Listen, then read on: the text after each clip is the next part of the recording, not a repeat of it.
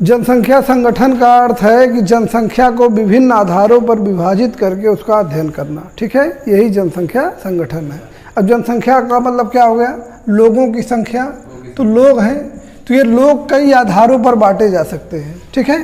तो देखो कैसे बांट सकते हैं, या तो स्त्री पुरुष में बांट सकते हैं कि नहीं बांट सकते हैं, तो एक आधार हो गया लिंग के आधार पर, ठीक है। दूसरा वही लोग जो है आयु के आधार पर बांट सकते हैं, चलो ठीक है। इन्हीं लोगों को हम कैसे बांट सकते हैं, ग्रामीण हैं कि शहरी हैं, ग्रामीण और शहरी के रूप में, ठीक है। और क्या हो सकता है, शिक्षित हैं कि अशिक्षित हैं, शिक्षा के आधार पर, ठीक है। और भी आधार हो सकता है, रोजगार बेरोजगार, मतलब बहुत सारे आधारों पर, जीवन प्रत्याशा, मतलब कौन कितना जी रहा है, कहाँ नहीं जी रहा है, मतलब कई आधारों पर बांट सकते हैं। तो इसमें से जो महत्वपूर्ण आधार है, जो महत्वपूर्ण संगठन है, कंपोनेंट्स हैं, उन्हीं को पढ़ना है। तो पहला हमको पढ़ना है लिंग के आधार पर। देखो पहला हमको पढ़ना है कि लिंग के आधार पर जो विभाजन किया जाएगा इसको बोलते हैं लिंगानुपात, ठीक है। लिंगानुपात का मतलब क्या हो गया कि स्त्री और पुरुष का अनुपात क्या है, ठीक है। जैसे इस क्लास में अनुपात देखा जाए, 4 बच्चे हैं, चारों लड़के हैं, अनुपात 0 है स्त्री पुरुष का, ठीक है। तो लिंगानुपात यहाँ पे मतलब जो किसी देश का मापा जाता है उससे बहुत सारी चीज़ें पता चलती है। तो सामान्यतः देखोगे भारत में लिंगानुपात कम होगा, मतलब बहुत कम ही ऐसे राज्य हैं जहाँ स्त्रियों की संख्या ज़्यादा हो। ज़्यादातर नहीं तो क्या होगा कि लड़कियों की संख्या कम होगी, लड़कों की संख्या ज़्यादा होगी। लेकिन प्राकृतिक रूप से महिलाओं की संख्या ज़्यादा होनी चाहिए। क्यों कल समझाए थे, कोई भी स्पीसीज ले लो, कोई भी जीव जंतु ले लो, उसमें महिलाओं की संख्या ज़्यादा होती है, स्त्री की संख्या ज़्यादा होती है। जैसे गाय बैल के बच्चे ले लो, गाय और चाहे भैंस के बच्चे ले लो, चाहे शेर के बच्चे ले लो, शेरनियाँ ज़्यादा होंगी, शेर कम होंगे, गाय ज़्यादा होंगी, बैल और सांड कम होंगे, भैंसें कम होंगे, भैंस ज़्यादा होंगी। हर जगह उनको प्रकृति ने इस प्रकार से बनाया है कि प्राकृतिक लाभ की स्थिति में है। महिलाओं की संख्या ज़्यादा है, पुरुषों की संख्या कम है। अगर हम छेड़छाड़ ना करें और सभी जीवित बच जाएं तो हर जगह पर महिलाओं की संख्या ज़्यादा होगी, पुरुषों की संख्या कम होगी। लेकिन सामाजिक ताने बाने की वजह से यह संतुलन बिगड़ जाता है। जैसे भारत में लड़का होना ज़्यादा महत्वपूर्ण है, क्योंकि लड़का संपत्ति का वारिस होगा, ठीक है। फिर हमको बुढ़ापे की लाठी होगा, उसको दहेज नहीं देना, उसको दहेज लेना है, इसलिए हम हमेशा चाहते हैं लड़का हो जाए। और अंतिम में मरने के बाद भी मुखाग्नि वही देगा तो हम स्वर्ग जाएंगे, ऐसी मान्यता है। तो इन कारणों से लड़कों का महत्व ज़्यादा हो जाता है और लड़कियों का महत्व कम हो जाता है। इसी कारण से लड़कियां पिछड़ जाती हैं और उनका भ्रूण हत्या होता है या बचपन में मर जाती है। यही कारण है कि भारत में लिंगानुपात कम है। यानी कि भारत का जो लिंगानुपात इस समय है 943, 2011 का ये आंकड़ा है, यानी 1000 पुरुष हैं तो 943 स्त्रियां हैं। जबकि ब्रिटेन जैसे देशों में ये 1150 तक की स्त्रियां हैं और पुरुष कितने हैं, केवल 1000, जो यूरोप के देश हैं, ठीक है। समझ में आया, यानी कि वहाँ पे विकसित क्षेत्र है और विकसित देशों में क्या स्त्री पुरुष के साथ समान व्यवहार किया जा रहा है। इस कारण से प्राकृतिक रूप से स्त्रियां पैदा ज़्यादा हो रही हैं तो बच भी ज़्यादा रहेंगे, इसलिए उनकी संख्या भी ज़्यादा है, पुरुषों की संख्या कम है।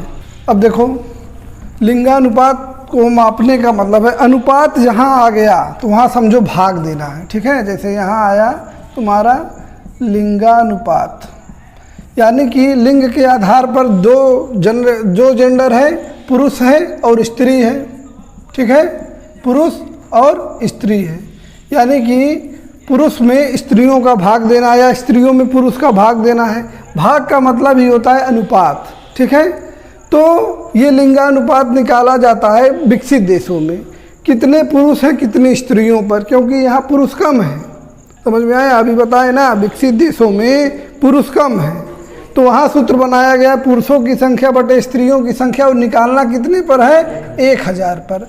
यानी कि पुरुषों की संख्या, यहाँ देखो लिंगानुपात वाला, पुरुषों की संख्या बटे स्त्रियों की संख्या गुणे 1000। यहाँ चूँकि पुरुष कम है, अब भारत में क्या है, अब भारत में ही अगर ये लिंगानुपात निकालेंगे तो पुरुष ज़्यादा हैं, तो यहाँ स्त्रियाँ कम है तो स्त्रियाँ बटे पुरुष, ठीक है। स्त्रियां बटे पुरुष, और निकालना कितने पर है 1000 पर, तो गुणे 1000, यही लिंगानुपात है। ठीक है, स्त्रियों और पुरुषों के बीच भी निकालने का। अब प्रश्न आ गया लिंगानुपात किसे कहते हैं, तो कहेंगे स्त्रियों और पुरुषों के बीच में होने वाले अनुपात को ही लिंगानुपात कहते हैं। विकसित देशों में इसे इस प्रकार से निकाला जाता है, भारत में इसे इस प्रकार से निकाला जाता है। हो जाएगा, ये तुम्हारा 2 नंबर का प्रश्न बन जाएगा। अब देखो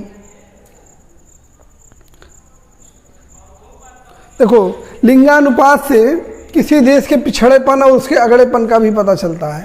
अगर लिंगानुपात कहीं पे ज़्यादा है तो सामान्यतः यह स्थिति होगी कि वह विकसित देश होगा। ठीक है, एक देश है सबसे ज़्यादा विकसित जो है लातविया, ये पूछ सकता है कि सबसे ज़्यादा लिंगानुपात कहाँ पे है, तो सबसे ज़्यादा लिंगानुपात एक यूरोप का छोटा सा देश है लातविया, यहाँ है 1187। ठीक है, हाँ 1187 महिलाएं हैं या स्त्रियां हैं, कितने पर 1000 पुरुषों पर। ठीक है, और सबसे कम लिंगानुपात कहाँ है, तो है संयुक्त अरब अमीरात UAE। ठीक है, UAE में कितना है, ये 468 स्त्रियां हैं, कितने पर 1000 पुरुषों पर, ये पुरुष है। ठीक है, अब ऐसा क्यों है ये भी देख लो। लातविया एक विकसित देश है, तो विकसित देशों में स्त्री पुरुष के साथ समान समान व्यवहार किया जा रहा है, भेदभाव नहीं हो रहा है, इसलिए लिंगानुपात ज़्यादा है। लेकिन यहाँ इतना कम क्यों हो गया। UAE में जो लोग, UAE जानते हो कहाँ पे हैं, जो दुबई जाते हैं कमाने, नहीं तो दुबई इसका एक पार्ट है, मतलब 7 जो है शेख हैं उसमें से UAE वही दुबई वाला क्षेत्र है। यहाँ पे निकलता है तुम्हारा क्या, तेल। अब तेल निकालने के लिए श्रमिक जाते हैं बाहर काम करने। भारत में कोई सुने हो कि महिला गई हो दुबई कमाने, कौन जाता है, पुरुष। हर जगह पुरुष ही जाते हैं, बांग्लादेश से आएंगे तो पुरुष आएंगे, पाकिस्तान से आएंगे तो पुरुष आएंगे, भारत से गए हैं तो पुरुष गए हैं। तो यहाँ पुरुषों की संख्या बढ़ गई, और स्त्रियाँ कौन है, जो वहाँ पैदा हुई हैं। बाहर से तो स्त्रियाँ आ नहीं रही हैं वहाँ मजदूरी करने, इसलिए यहाँ पे लिंगानुपात तेज़ी से घट गया है। ठीक है, समझ में आया। अब देखो भारत में गाँवों में अगर देखोगे तो लिंगानुपात ज़्यादा होगा कि शहरों में। गाँव में देखो पुरुष चले जाते हैं बाहर कमाने, महिलाएं खेती काम करती हैं, इसलिए महिलाएं जो है मतलब भारत में गांव में अगर ग्रामीण क्षेत्रों में देखोगे तो लिंगानुपात भारत में ज़्यादा होगा। लेकिन विदेशों में क्या होगा, यूरोप में क्या होगा, वहाँ देखो क्या होता है। वहाँ यहाँ खेती कैसे करते हैं, अभी धान की बुआई चल रही है ना, कौन बैठा रहा है खेत, ज़्यादातर कौन बैठा रहा है खेत में, धान, महिलाएं हैं कि नहीं, पुरुष बहुत कम है। इक्का दुक्का पुरुष देखोगे, नहीं तो ज़्यादातर महिलाएं ही बैठाती हैं। ठीक है, अब देखो लेकिन यूरोप में क्या है, अमेरिका में क्या है, कनाडा में क्या है, वहाँ भी ग्रामीण क्षेत्र में खेती हो रहा है, लेकिन वहाँ ग्रामीण क्षेत्र में जनसंख्या कम होती है, शहरों में ज़्यादा लोग हैं। वहाँ ग्रामीण क्षेत्र में केवल 5% जनसंख्या निवास करती है, 95% लोग शहरों में हैं। तो वहाँ शहरों में महिलाओं को काम आसानी से मिल जाता है, जाना है, टाइप वाइप करना है, बैंक में बैठना है, तो वो काम आसान है कि नहीं। खेती में कहाँ काम कर पाएंगे। और वहाँ खेती का मशीनीकरण हुआ है, जैसे ट्रैक्टर चलाना है, कभी देखो कोई महिला ट्रैक्टर चलाती है, यहाँ भी नहीं देखोगे तो वहाँ भी नहीं देखोगे। अब उनको बुआई, उनको जोता, मतलब मशीन से खेती करना है, कंबाइन चलाना है तो कौन चलाएगा, पुरुष। ट्रैक्टर चलाना है तो पुरुष, बीज डालना है मशीन से तो पुरुष, हर काम पुरुष करते हैं।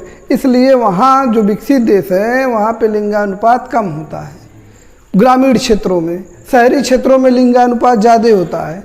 और भारत में क्या है, ग्रामीण क्षेत्रों में लिंगानुपात ज़्यादा है और शहरी क्षेत्रों में लिंगानुपात कम है। ग्रामीण क्षेत्रों में ज़्यादा क्यों है, क्योंकि पुरुष पैसा कमाने के लिए प्रवास कर गए हैं शहरों में, और महिलाएं खेती के लिए रह गई हैं गाँवों में।